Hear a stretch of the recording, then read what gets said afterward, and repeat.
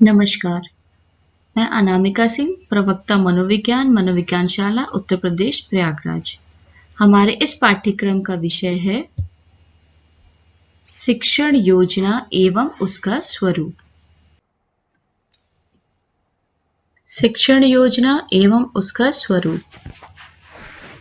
शिक्षण योजना में दैनिक शिक्षण अभ्यास से तात्पर्य है कि शिक्षक जो कक्षा में छात्रों के समक्ष पाठ का प्रस्तुतिकरण करता है उसकी योजना बनाने से है।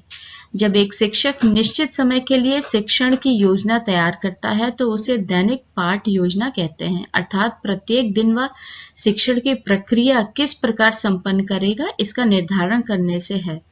शिक्षक द्वारा कक्षा में शिक्षण से पूर्व जो योजना या स्वरूप तैयार की जाती है उसके द्वारा वह कक्षा में किसी पाठ्यक्रम का अध्ययन शुरू करता है के निर्माण से है, अर्थात कक्षा में प्रवेश से लेकर शिक्षण के पश्चात कक्षा से बाहर आने तक के समस्त कार्य जैसे कि शिक्षण का उद्देश्य, छात्रों के पूर्व ज्ञान, विषय वस्तु, शिक्षण विधि, प्रविधियां, सहायक सामग्री, मूल्यांकन आदि सभी प्रकार के निर्माण से है। शिक्षक के अतिरिक्त प्रत्येक व्यक्ति भी अपने दिन प्रतिदिन के कार्यों को शुरू करने से पहले किसी एक रूपरेखा तैयार करता है। शिक्षण योजना भी उसी प्रकार से कार्य करती है। शिक्षण योजना से शिक्षक को किसी भी पाठ को पढ़ाने में आसानी होती है। पाठ योजना शिक्षक के द्वारा छात्रों की योग्यता, अभिक्षमता, मानसिक स्तर, परिवेश एवं भाषा के अनुसार ही तैयार की जाती है, अर्थात कक्षा में जाने से पूर्व समस्त गतिविधियां जो एक शिक्षक के द्वारा किसी पाठ से संबंधित होती है उसे ही पाठ योजना कहा जाता है। शिक्षक छात्रों से एक निश्चित उद्देश्य की प्राप्ति के लिए कक्षा में जो गतिविधियां या शिक्षण कार्य करता है वह पूर्ण नियोजित योजना के अनुसार संपन्न करता है। इस प्रक्रिया को ही शिक्षण योजना का नाम दिया जाता है। शिक्षण योजना का प्रारूप। पाठ योजना निर्माण हेतु शिक्षक के सामने एक निश्चित लक्ष्य रखता है। इसी लक्ष्य को आधार मानकर शिक्षक की कक्षा के पाठ को प्रस्तुत कर निश्चित उद्देश्य की प्राप्ति करता है। पाठ योजना की रूपरेखा निम्न प्रकार से तैयार की जाती है। पहला, सामान्य सूचना। इसमें शिक्षण योजना से संबंधित मूलभूत बातें शामिल होती हैं। इसके अंतर्गत शिक्षक द्वारा पढ़ाए जाने वाले पाठ का शीर्षक, कक्षा, अवधि, दिनांक, प्रवरण, विद्यालय का नाम इत्यादि का समावेश होता है, जिससे दिन जो पाठ पढ़ाया जाता है वह स्पष्ट रहे।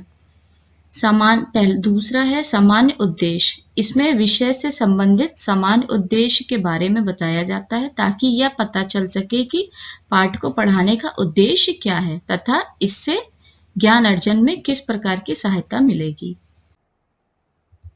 तीसरा पॉइंट है विशिष्ट उद्देश्य। इसके अंतर्गत किसी विशेष पाठ को पढ़ाने में जिस उद्देश्य की प्राप्ति होती है वह लिखा जाता है, अर्थात एक सामान्य उद्देश्य होता है तथा दूसरा विशिष्ट उद्देश्य।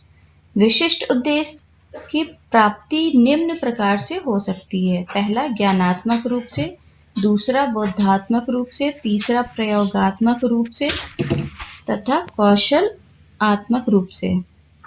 चौथा, सहायक सामग्री। इसके अंतर्गत किसी पाठ को पढ़ाने में किस प्रकार की अधिगम सामग्री की आवश्यकता पड़ती है उसका उल्लेख होता है, जैसे कि श्वेतवार्तिक, ब्लैक बोर्ड, चार्ट, मॉडल इत्यादि। उपरोक्त वार्णिक सामग्रियां पाठ को समझाने में सहायता प्रदान करती हैं। पांचवा, पूर्व ज्ञान। इसमें शिक्षक यह देखता है कि बालक को पढ़ाए जाने वाले पाठ का पूर्ण ज्ञान कितना है। पूर्व ज्ञान के आधार पर ही शिक्षक पाठ को प्रस्तावित करता है। छठा, प्रस्तावना। शिक्षा बच्चे पूर्व ज्ञान के आधार पर ही प्रश्न चार्ट के द्वारा पाठ को प्रस्तावित करता है। सातवां, उद्देश्य कथन। इसके अंतर्गत पाठ में जिस उद्देश्य का वर्णन किया जाता है उसे लिखा जाता है। आठवां, प्रस्तुतिकरण। इसके अंतर्गत पाठ योजना में आने वाले नवीन ज्ञान को छात्रों के समक्ष प्रस्तुत किया जाता है। नौवां, पाठ से संबंधित प्रश्न।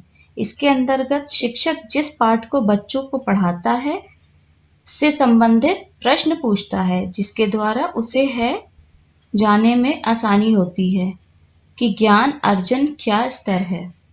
10वां, ब्लैक बोर्ड से संबंधित कार्य। इस प्रक्रिया के अंतर्गत शिक्षक द्वारा कक्षा में पढ़ाई गए विषय अथवा प्रयोग आदि के आधार पर बच्चों से निष्कर्ष निकलवाने का प्रयास करता है। इस दौरान शिक्षक कक्षा का निरीक्षण करता रहता है। 11, कक्षा कार्य। पाठ की समाप्ति के पश्चात शिक्षक छात्रों को पाठ से संबंधित प्रश्न हल करने को देता है। 12, निरीक्षण कार्य। इसके अंतर्गत शिक्षक द्वारा किए गए कार्य का निरीक्षण होता है। 13, मूल्यांकन।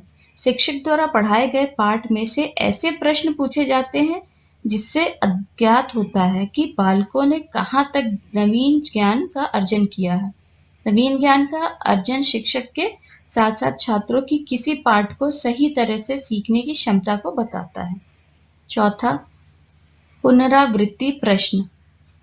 इस योजना के अंतर्गत अध्यापक छात्रों से पाठ से संबंधित प्रश्नों को दोबारा पूछता है या समझता है तथा कभी-कभी गृह कार्य के लिए भी दे देता है, जो सिखाए गए पाठ की और भी ज्यादा स्पष्ट कर देता है।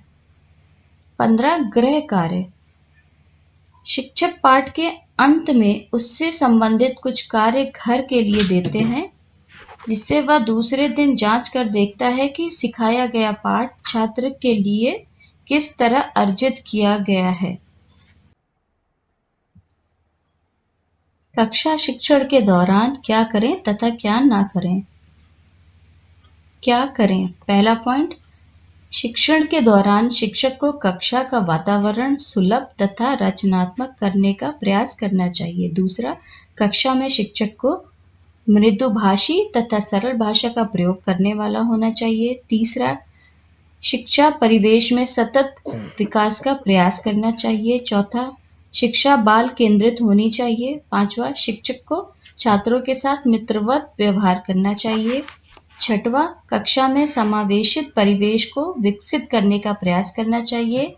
सातवां, कक्षा में समस्त छात्रों को प्रश्न पूछने का समान अवसर प्रदान करना चाहिए। आठवां, शिक्षण परिवेश को विकसित करना चाहिए। क्या ना करें? पहला पॉइंट, शिक्षक को कक्षा में छात्रों के साथ सख्त व्यवहार नहीं करना चाहिए। दूसरा, शिक्षा कम से कम शिक्षक केंद्रित होनी चाहिए। तीसरा, छात्रों के मानसिक स्तर से अधिक प्रश्नों को पूछने से बचना चाहिए। चौथा, पाठ्य योजना को बिना ध्यान में रखे पठन पाठन से बचना चाहिए। पांचवा, कमजोर छात्रों की तुलना में अच्छे छात्रों को ज्यादा महत्व देने से बचना चाहिए तथा उन्हें समान अवसर प्रदान करने चाहिए। इस वीडियो के माध्यम से हमने सीखा कि शिक्षण योजना क्या होती है और उसका स्वरूप क्या होता है। धन्यवाद।